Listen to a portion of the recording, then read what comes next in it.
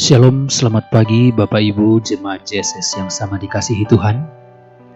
Pagi hari ini kita sungguh bersyukur atas penyertaan Tuhan, tuntunan Tuhan yang sudah melindungi kita dari malam hingga pagi hari ini. Kita akan mendengarkan kebenaran firman Tuhan. Sebelumnya mari sama-sama kita berdoa. Segala puji syukur kami naikkan kepadamu Tuhan, buat kasih setiamu, pertolonganmu, setiap tuntunanmu yang sungguh sempurna bagi kami. Sepanjang malam Tuhan pelihara hidup kami, hingga pagi hari ini kami bangun dengan tubuh yang sehat dan kami akan melakukan kegiatan kami. Tuhan, sebelumnya kami mau dengarkan firman Tuhan karena kami percaya firman Tuhan menjadi kekuatan bagi hidup kami. Berkati kami Tuhan dan kami dengarkan firman-Mu di dalam nama Yesus. Amin. Bapak Ibu yang sama dikasihi Tuhan, pagi hari ini kita akan dengarkan kebenaran firman Tuhan yang saya akan bacakan dalam kitab Kolose pasal 2 ayat yang ke-7. Sekali lagi Kolose pasal 2 ayat yang ke-7, bunyi firman Tuhan demikian. Hendaklah kamu berakar di dalam Dia dan dibangun di atas Dia. Hendaklah kamu bertambah teguh dalam imanmu. Yang akan menjadi perenungan kita pagi hari ini, saya akan bahas kalimat yang pertama, hendaklah kamu berakar di dalam Dia. Bapak Ibu yang sama dikasihi Tuhan, dalam hidup ini banyak orang memiliki iman hanya saat keadaan baik. Ketika doa dijawab, hati penuh semangat. Tetapi saat masalah datang, iman mulai goyah. Mengapa? Karena iman yang tidak berakar akan mudah tumbang.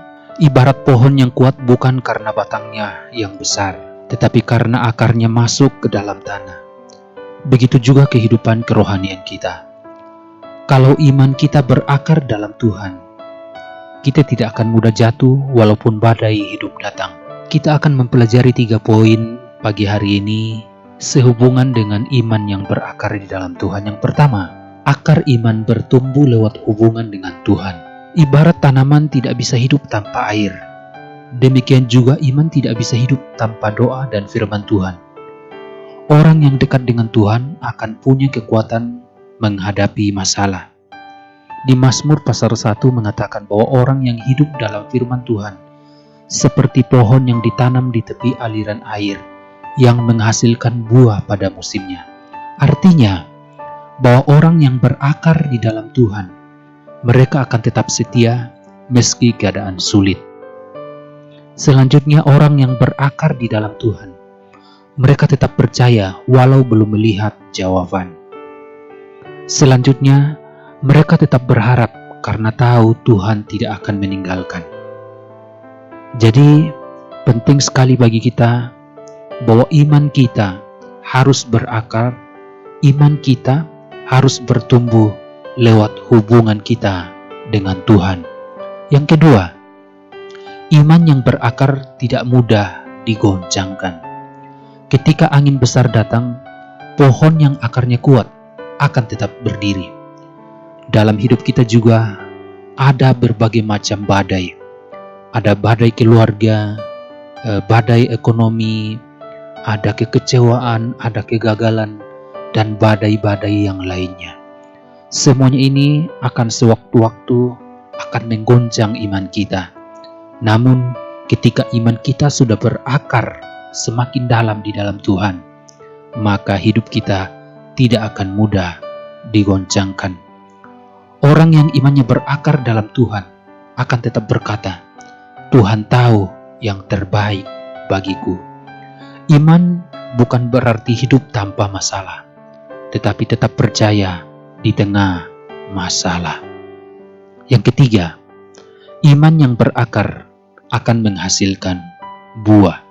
Pohon yang sehat pasti akan berbuah. Pohon yang semakin hari semakin berakar masuk ke dalam, nantinya juga akan tumbuh dan menghasilkan buah. Begitu juga iman yang benar akan terlihat dari kehidupan sehari-hari.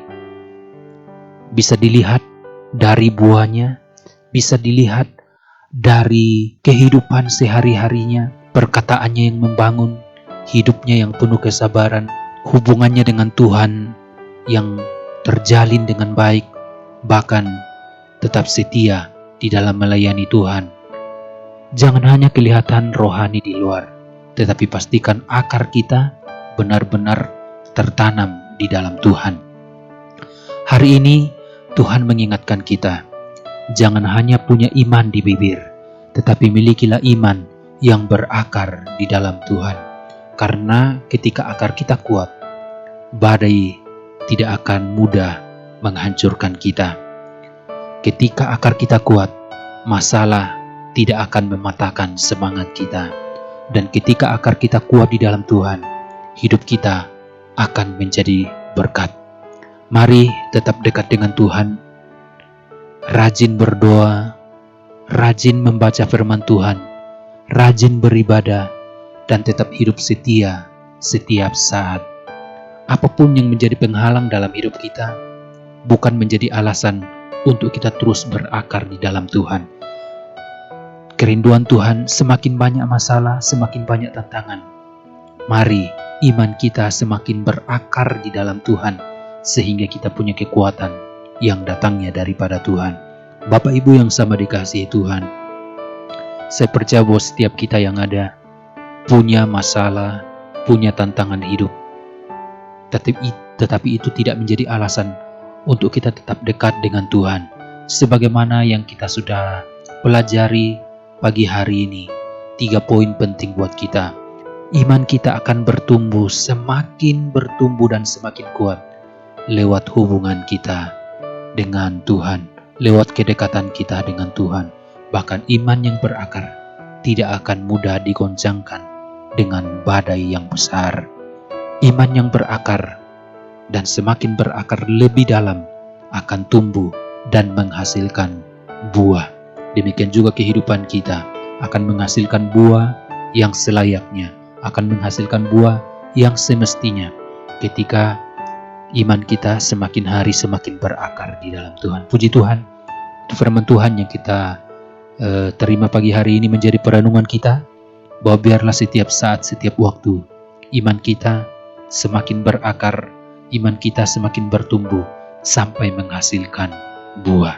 Mari sama-sama kita berdoa. Tuhan, terima kasih buat firman Tuhan pagi hari ini mengingatkan kami betapa pentingnya kami bertumbuh di dalam Engkau, betapa pentingnya iman kami semakin hari setiap saat berakar di dalam Engkau, sehingga kami boleh memperoleh kekuatan yang datangnya daripada Tuhan.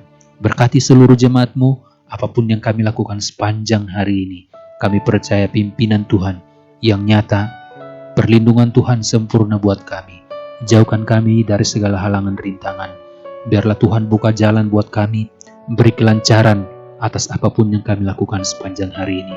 Kami percaya keluar masuknya kami dari rumah, Tuhan yang menuntun hidup kami. Kebajikan dan kemurahan-Mu selalu menyertai kami. Terima kasih Tuhan, di dalam nama Yesus kami berdoa dan mengucap syukur. Haleluya. Amin. Puji Tuhan, selamat pagi. Tuhan Yesus memberkati.